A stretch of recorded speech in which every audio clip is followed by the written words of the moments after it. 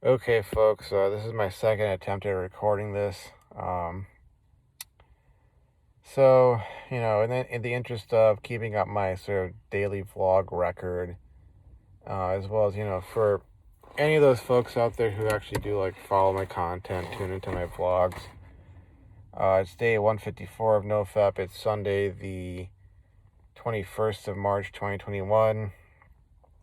Just logging in again, say, hey, I got through another day. My last attempt to record this, which was like the first time I was trying to record a vlog for today, um, I did sort of start just rambling about stuff and going off in 1,000 different directions or a million different directions. But I don't know. I don't want to like dwell on or stew in my emotions or really discuss it too much. There are a handful of things that are on my mind.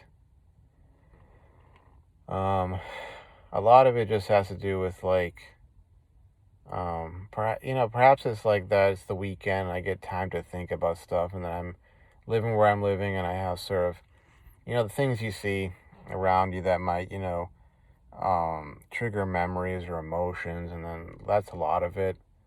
um but then a lot of it also is probably just as much as like I say, oh, the rejection from the girl at work, no big deal, and in sort of the sum total, the pluses and the minuses is not a big deal.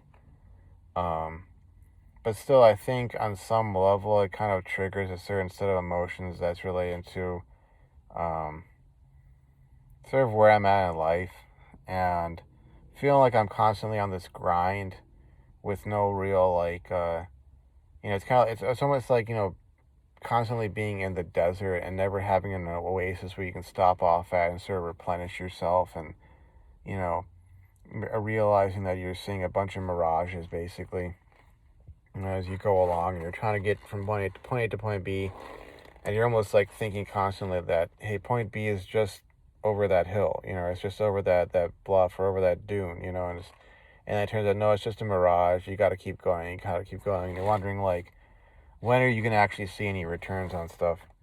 Um, that and just like concerns over any possible fallout. Because I mean, I'll see, I'll see this next week if something does happen. Um, I don't see how me asking her to lunch, should be cause for some sort of concern, but you never know, really. Um, and I think it's an aspect of like being a man when it comes to you're attracted to a woman and asking her out and that sort of thing. Why, why a lot of people don't get it. Why like a lot of us guys just sort of, I don't want to say give up, but we get really cautious, almost like paralyzed in the sort of state of like wanting to approach a girl, but then not, because there's always risks involved. It's like a minefield. And Aaron Clary was commenting on, I think, on Myron Gaines, show. He's kind of talking about sort of like the ROI, and he was throwing some numbers out there. But basically, um, that's something that also is on my mind. So if I go in next week, am I going to get pulled into the office and told, oh, you shouldn't have done that, blah, blah, blah? I mean, I would really hope that doesn't happen. And it's something that's like frustrating that like I even have to consider that kind of stuff. Like, I mean, unless you were like making like really overtly sexual remarks about, to some girl, then okay, yeah, you probably shouldn't have been doing that, and you probably are gonna be hearing about it. But if it's just like some lunch thing, it shouldn't be. But we live in this world where the fickle notions of a certain subset of individuals are treated as like paramount. You know, even above like real considerations and facts and stuff of that nature. And I think it's complicated by the fact of well, there's that saying that people have, don't crap where you eat. And it makes sense, but I think it makes even more sense and more of the way the world used to be. And I think I'm verging on discussing some political topics here, but needless to say, when there were, let's just put it this way, other venues for social interaction available, you could go out to clubs or meetup groups or, whatever. You could be taking martial arts classes and you could be socializing there. You could be going to the gym. You could be going to the beach. You could be going so many different places, to the pool, and hanging out there. And that'll be someplace unrelated to work. But when you got a scenario like what we've got, especially over here, where it's kind of like the only place you really get to go outside of home, and my home, I'm pretty much just like living like a monk, almost like in solitary retreat practically. But when the only place you get to go outside of home is work, and you're around the same people, day in and day out, Monday through Friday. I mean, and something I commented on to one of my other coworkers, that she was the one who asked if who was single. It was different than the girl I'm interested in, not the same people, not the same person, but I mentioned to her, I commented her that we got these lockdowns, and the only people you're really around as a result are your coworkers. I mean, it's kind of hard for feelings to not develop, But at the same time, there's always potential consequences if you express any sort of romantic interest in a coworker, and it's all this, like, I don't want drama. I just want my job. I want to make my money. But at the same time, I obviously got these feelings, da da da da da. And this is a coworker who encouraged me to go ask this girl out. She doesn't seem to take that sort of stuff too seriously, but it's sort of like you also have to sort of understand there's different sets of rules depending upon which demographic you fall into. But yeah, sum it all up, I do have concerns about that. The other stuff is just general life considerations and sort of like if I just have way too much time to think and I don't really have much going on, it's the weekend, and yet again with these lockdowns, it's not like I have fencing on the weekend or swimming or whatever. I don't have anything else going on, just studying for my class. Obviously, it can be kind of easy to get into this sort of like thinking about the past, getting this sort of notion of like, oh, how much of a victim I am, or oh, I bet so and so and so and so and so and so are having a great time, and they're going on vacation and they're doing this and they're doing that, even if it's not true. And just sort of thinking those kinds of thoughts, and just if you toss into the whole Nofap thing into it, like I definitely did today. And I don't want to give this like a material basis in reality, obviously, but I've had thoughts of relapsing. It's not something I really want to do. And I told myself, nah, it's not worth it. And I kind of dropped it. But I had to sort of consider my mental emotional state, and I need to be cognizant of and aware of it and not let this sort of stuff sneak up on me, which kind of means talking about it, that there is a point to it. Though I will say that so much of the types of content I would turn to if I was going to, it's ironic, as much as I think about relapsing or I have that desire for physically intimate relations, so much of the content that I would turn to in the past, it doesn't have this appeal to me, which is sort of like, me thinking about Three Rhinos' old question about, fetishes. So many of those fetishes, like, they only hold an appeal in my mind if you're in that sort of state of just like being a PMO addict.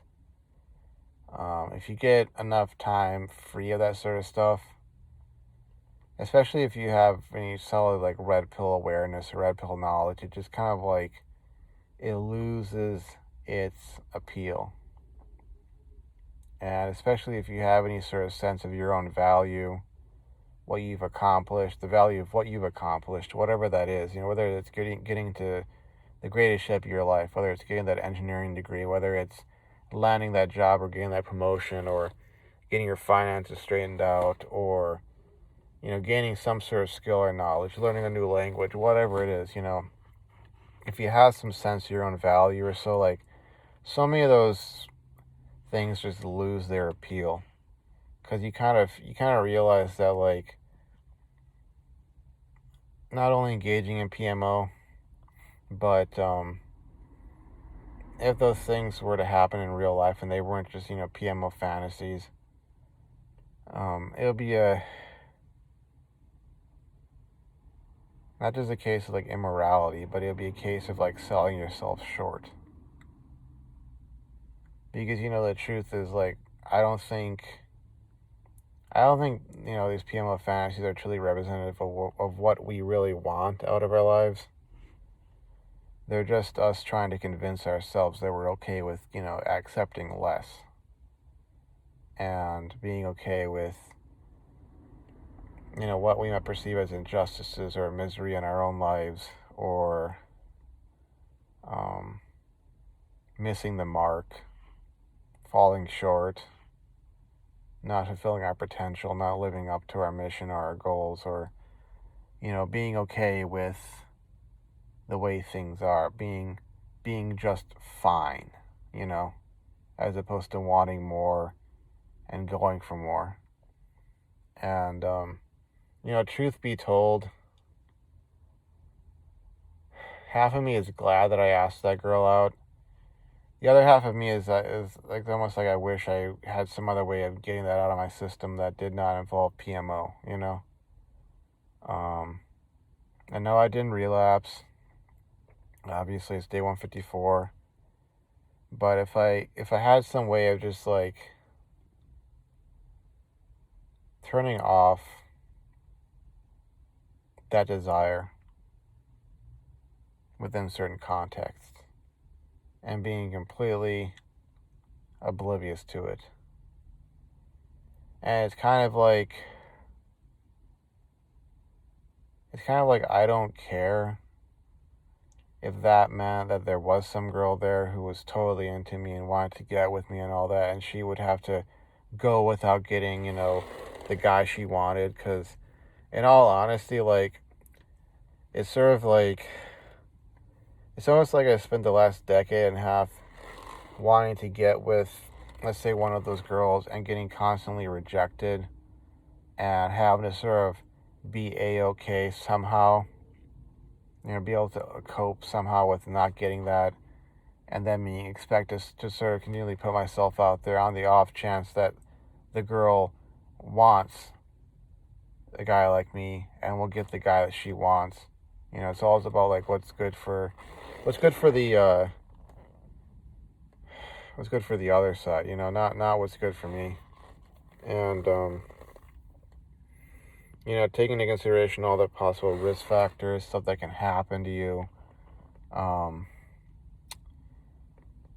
I wish I could just be content with the grind, be content with my mission, be content with all these things, and like somehow be able to almost like be that ruthlessly inhuman, where like the desire to have offspring, to have progeny, to have a legacy genetically or otherwise, just wouldn't freaking matter to me. Because if it didn't, I wouldn't have these, desires getting in the way of my work or my education, or I wouldn't feel or have felt so demoralized or depressed or angry or frustrated with the quote-unquote one-eyed girl getting with some loser guy who, in some ways he has accomplished some things of note, at that point in his life, but he hasn't done what I've done. He hasn't overcome what I've overcome, and, just thinking about that, I know that some that will probably never be resolved for me. And, thinking about the girl at work, that I don't think that would ever really fill that hole up, but it would definitely have put something there. And if I just didn't have that desire for that sort of, impermanent completeness of having this some beautiful woman in my life and having all those things with her, um, I feel like I'd be able to have contentment with just having my mission, having my four walls taken care of, so to speak. The having housing and food and clothing and my health. That I could be content with that and happy with that. Um, there's that. And I think the other sort of main philosophical thing on my mind is also the fact that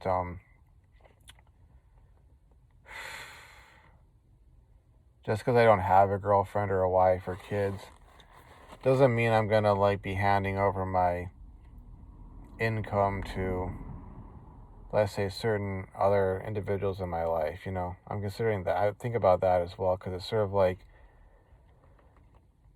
there's got to be a greater point to making a living, to pursuing higher education, to getting yourself into great physical fitness, or gaining skills and knowledge and such. And, like I said, I want to be content with that process, as opposed to seeing it as part of this sort of aim of, okay, I'm going to do all these things so I can, hand this over to some other person with the expectation that there'll be some sort of relationship there, like whether it's a girlfriend slash wife, or it's, giving that money over to some family member so that they can pay for well, so that you can pay for the costs of their past misdeeds, and wanting to believe there's something greater, ahead for me in my life, and that there's something greater to aim for, and being content with just pursuing that, as opposed to pursuing what either we're told from the time we were kids, or what society or our families have come to expect of us. When of course you go out into the world and you deal with the cold harsh reality that no, you're not guaranteed a wife and kids. No, you're not guaranteed wealth. No, you're not guaranteed a house and food and all this sort of stuff. It's something that you have to continually earn or work towards, or you have to clear some sort of bar of accomplishment in order to basically be considered potential, for that. There's no guarantees in life, and I wish I could be content with the grind and not be sort of thinking these thoughts. Not be not be checking out some attractive female coworker, just being completely shut off, dead, not swinging this way or swinging that way. To just be completely grounded and empty of desire, for that sort of stuff, and just be desirous of money and education and knowledge and health and that sort of thing, and just be able to sort of shut them all out and basically tell them to go screw off, essentially, and just not get involved in that kind of garbage, because yeah, it's a source of real frustration, and that frustration builds up enough. I mean, you want to talk about Nofap, folks? Well, could lead to a relapse eventually. Especially when you might have some woman who, she's spent her youth screwing around with, the quote-unquote stereotypical bad boys, and then she sees that you built yourself up in all these different ways and just expects you to step up and be like, hey, now that it's convenient for her, it has to also be great for you. That whole classic arc they expect you to go on, the beta and waiting. Don't want to be a part of that.